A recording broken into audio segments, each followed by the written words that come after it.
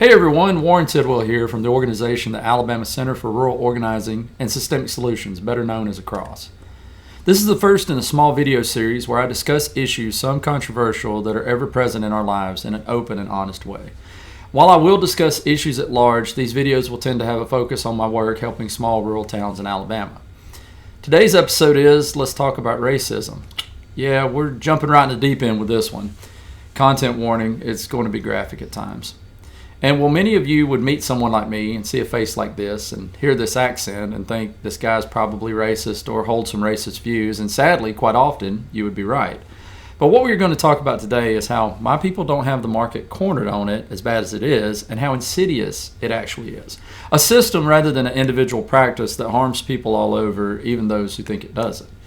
And now, I grew up in the Deep South, just outside of Birmingham, Alabama, a place of great reckonings when it comes to the fight against racism and for civil rights in the United States, and one left with many unreckoned sins that haunt our existence to this day. I struggled with the history for a while and trying to learn to love a place I come from that is mostly known for a brutal history of slavery and Jim Crow, where people who looked and sounded like me did a lot of bad things. The band, the Drive-By Truckers, called that struggle the duality of the Southern thing. And I could do a whole video on that, but this particular one, we're going to focus on the topic of racism. We do a few things right when it comes to our past here in Alabama, with our museums being uncomfortably honest, with chilling exhibits that elicit horror, sadness, and at times shame. From the Lynching Museum in Montgomery to the Civil Rights Institute in Birmingham, where a display still holds a piece of concrete pulled from the skull of one of the 4 little girls who died in the 16th Street church bombing in 1963. Now, growing up here, I thought that we were the epicenter of racism in the world, and if we could clean up our little corner when it came to that, we could eradicate it everywhere. I used to dream of leaving the South and heading to more friendlier places where racism didn't exist. Oh, my sweet summer child. And I'm grateful for a mother who raised me to treat everyone the same while truly judging them on the content of their character. And I'm not qualified enough to delve into the whole nature-nurture thing, but one thing right there set me out into the world in the right direction. But it wasn't a finish line. It was a journey that continues to this day. And I have gone from thinly veiled feel-good sayings of my youth, such as I don't see color, thereby erasing the lived experience of so many, to my current approach when it comes to racism. Now, I don't see color has all big all lives matter energy, right? Sure, it sounds good, but it gives the speaker an out to not think too deeply on the issue of racism. And now I've helped raise 2 of my nephews, and I have 1 biological son, and being able to influence 3 young men in a positive way has been the greatest privilege of my life. When we began discussing racism, I planted the idea that it's not near enough to say I'm not racist. One must always be aware of their thoughts to weed out potential racist or prejudiced views or feelings and eliminate them at the root. And, when you think you know everything, you'll surprise yourself at how wrong you can be. I'm proud of those boys and how much they care about the world around them and how they treat each and every person they meet with respect. Now I work in a few different communities doing community resilience work, with some of the towns being majority minority. And I am fortunate that setting my mind to that process has helped me realize the proper place that I should be positioning myself as a white man in Alabama when it comes to the work. In every town where most don't look like me, I tried my best to avoid taking actions better suited for a local leader who understands the nuance better than I, or that it's not my place to bring solutions into a place pre-made, where locals understand the problems far better than I ever will. We have to develop the solutions together, and it must be led by locals. And that can be said for every place, no matter the demographic makeup. My work is hard, but it's especially hard because I work in a region where people who look like me have harmed many who don't. And some people who don't know me immediately and understandably think I'm probably racist when we first meet, or again, hold some racist tendencies. I mean, y'all hear this accent. It's unfortunate, but it goes back to that understanding of our history and where we've been as a country and that brutal past in the South that I've spoken of.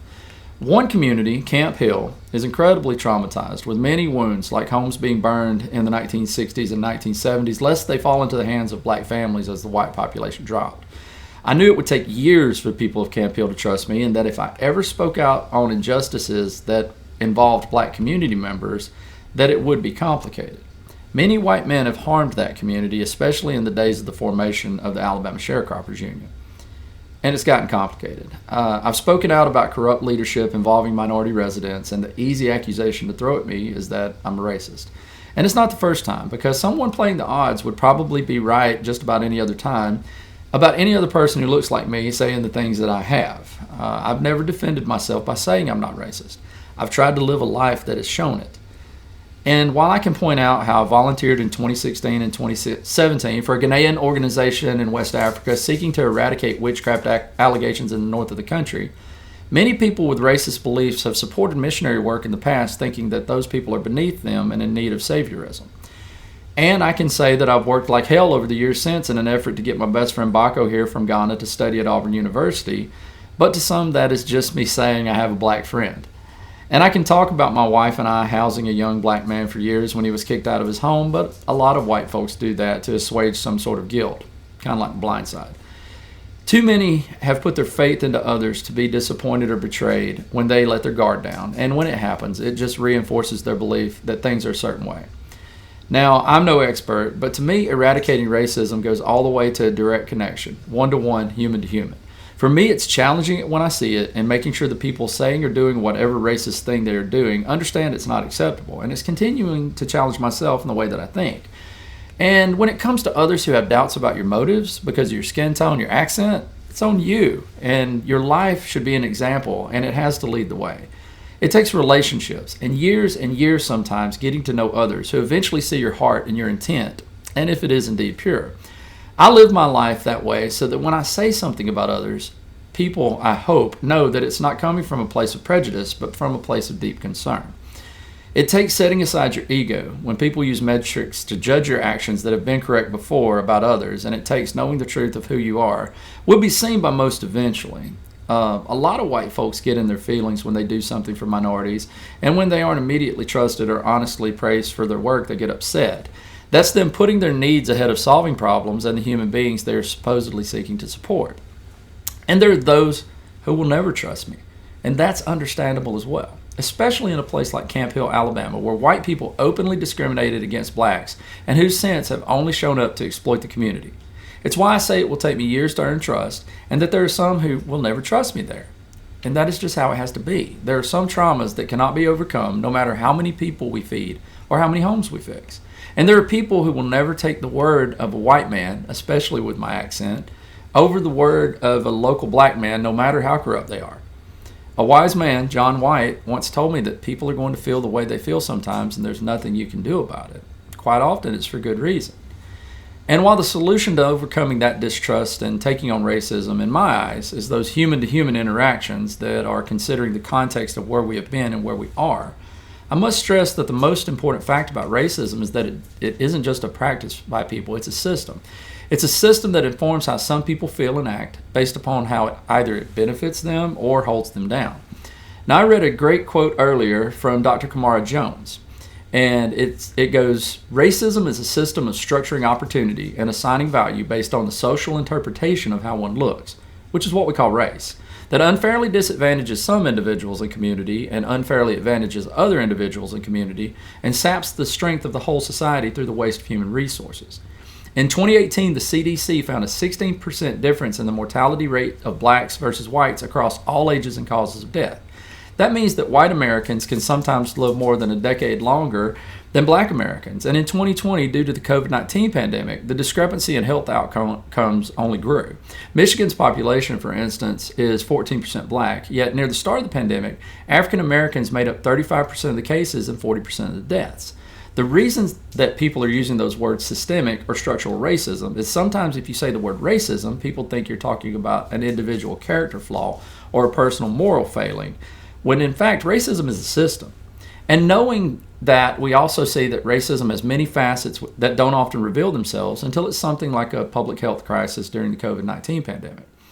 And I know I won't ever see the world that I dream of where these conversations don't have to be had, but I think we can bring ourselves closer to it by approaching every interaction, considering the context of what those interactions mean, and acknowledging that racism goes much deeper than a person using a slur. I live in a place with deep, deep scars, and aftershocks of seismic events that happened generations ago still rumble the landscape at times. I've always said every solution starts at the ground level. And while racism is far more than our one-to-one interactions and our internal thought process to eliminate racist thought, that is exactly where the solution can start. Along with that, the institutional systems that proliferate racism and discrimination like the thought I said earlier, must be pulled up from the roots and dismantled completely. I see a lot of denial of racism here in the South when it comes to that, and Dr. Kamara Jones describes the issue with it far better than I can. Excuse me, Dr. Kamara Jones. She says the seductiveness of racism denial is so strong that if people just say a thing, 6 months from now, they may forget why they said it. But if we start acting, we won't forget why we are acting. That's why it's important right now to move beyond just naming something or putting out a statement or making a declaration, but to actively engage in some kind of action. And I can only do what I can do as an individual, but my hope is that it spreads and others will realize we all have a responsibility to take on the sickness that bubbles under the surface and has risen up quite a lot lately in the United States, more than many would like to admit. Because it isn't just here in Alabama, it's everywhere. Now, this isn't a defense of the South when it comes to that. It's asking for a more complete view of the problem. We have made a convenient scapegoat for a long time, and deservedly so, with our grotesque history. But racism has been a problem in this country nationwide since its inception. Racists live in all 50 states, with some outside of the South now being bastions for white supremacy. As Christopher Paul Stelling once told me, it's a problem from sea to shining sea, brother. And in Boston, the integration of busing students helped show the world that the images you saw in some southern towns in the 60s weren't exclusive to that era. There's a book that I highly recommend. It's called Sweet Land of Liberty, The Forgotten Struggle for Civil Rights in the North by Thomas Segru. And I found an article on it online by Randy Shaw where he writes about it. When Americans read or talk about the civil rights movement, the focus is on Rosa Parks, the Edmund Pettus Bridge, the Freedom Riders, Martin Luther King stay in the Birmingham jail, and now other iconic images and people identify with American South. The chief theme is that once Northerners saw Southern blacks being brutalized by thuggish Southern sheriffs, say that 3 times fast, a demand for change thundered through the land, resulting in the passage of civil rights laws in the 1960s. It's a wonderful story of good triumphing over evil and the power of moral values to drive policy. But as Thomas Segru shows, this account is largely untrue. In fact, while protesters were marching in the South, much of the North was a bastion of segregation and overt government-approved racial discrimination. Though its lack of separate drinking fountains and express racist laws created a false image of racial justice. And Randy Shaw went on to say, consider Morris Milgram, who sought to address the exclusion of blacks from the suburban home development known as Levittown. In 1959, Milgram began constructing a project of single-family homes in the Illinois suburb of Deerfield. He intended the project to be racially integrated, but once word got out, a firestorm ensued. And ultimately, his project was taken by the city in eminent domain, following an election that had the highest turnout in village history. The city took Milgram's land despite the fact that construction was ongoing, showing the desperate desire of whites to avoid living in the same community with blacks. This was the time my mother was 6 years old. It goes, that old quote, the past is never dead, it's not even past. Segru showed that while white racism against blacks in housing in Chicago and other major cities have gotten the most attention, these problems were pervasive outside of the South, with the type of experience Milgram confronted having largely been written out of contemporary history.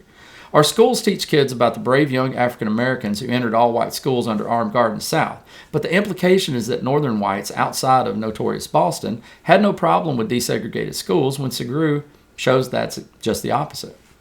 Among his many examples is the battle over school desegregation in 1960 in New Rochelle, a suburb of New York City.